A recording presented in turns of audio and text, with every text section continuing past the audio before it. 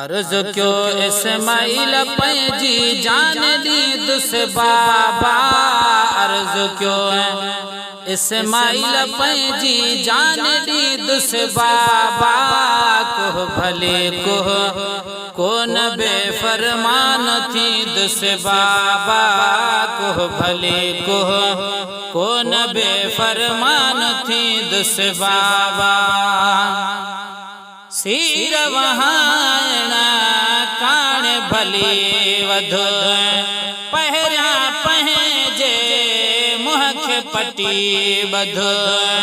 सिर वहाना कान भली वधो पहरा पहजे मुख पटी बधो। रहमोई दुजे कदे तोड़े तकी दुस बाबा। रहमोई दुजे कदे तोड़े तकी दुस बाबा। कोह भले कोह कौन बेफरमान थी दुस बाबा। कोह भले कोह कौन बेफरमान थी दुस बाबा। अर्ज क्यों इस्माइल पैजी जान दी दुस बाबा। अर्ज क्यों इस्माइल पैजी जान दी दुस बाबा। कोह भले कोह कौन बेफरमान थी दुस बाबा। आखे आखरे महटो ईद काती हथन मान निकरी दे। आखे आखरे महटो ईद काती हथन मान निकरी दे। रब जी दरबार में छामो झली दे बाबा।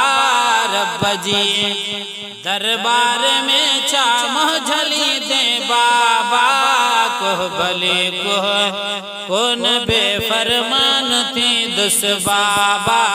कोह भले कोह कौन बेफरमान थी दुस बाबा। अर्ज क्यों इस्माइल पैजी जान दी दुस बाबा। अर्ज क्यों इस्माइल पैजी जान दी दुस बाबा। कोह भले कोह कौन बेफरमान थी दुस बाबा। हर शय खाही साह मिठो मुख अबा अल्लाह मिठो। हर शय खाही साह मिठो मुख अबा अल्लाह मिठो। सवह जन सिर से बिघोरे माँ चली दुस बाबा। सवह जन सिर से बिघोरे माँ चली दुस बाबा। कोह भले कोह कौन बेफरमान थी दुस बाबा। कोह भले कोह कौन बेफरमान थी दुस बाबा। अर्ज क्यों इस्माइल पैजी जान दी दुस बाबा। अर्ज क्यों इस्माइल पैजी जान दी दुस बाबा। कोह भले कोह कौन बेफरमान थी दुस बाबा। कोह भले कोह कौन बेफरमान थी दुस बाबा।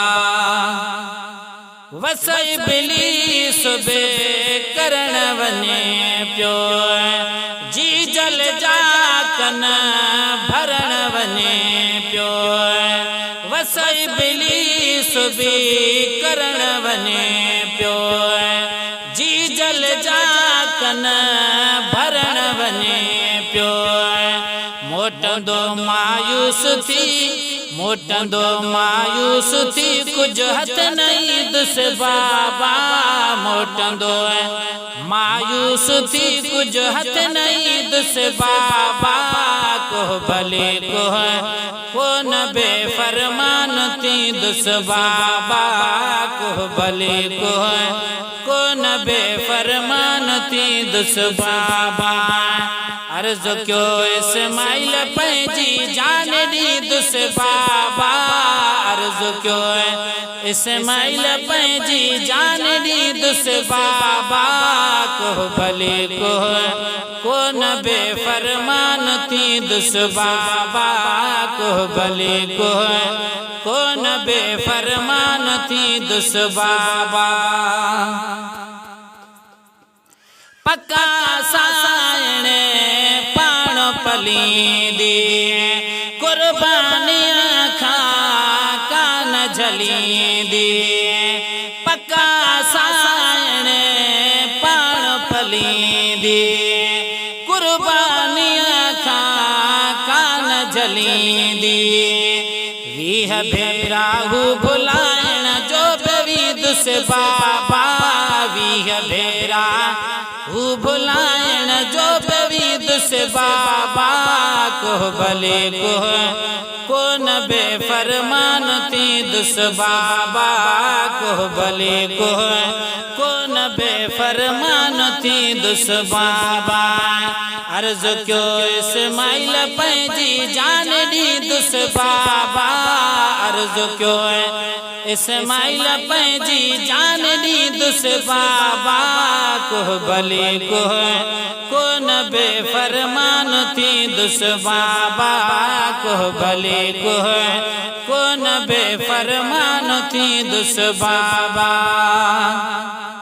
अज़मी सासी जे नयचे हाँ सोहणल जो जे सिर न बचे हाँ अज़मी सासी जे नयचे हाँ सोहणल जो जे सिर न बचे हाँ कह जो चए हाँ लाल माँ कुर्बान थी दुस बाबा कह जो चए हाँ लाल माँ कुर्बान थी दुस बाबा को भले को न बेफरमान थी दुस बाबा को भले को न बेफरमान थी दुस बाबा अर्ज क्यों इस्माइल पंहिंजी जान दी दुस बाबा अर्ज क्यों इस्माइल पंहिंजी जान दी दुस बाबा को भले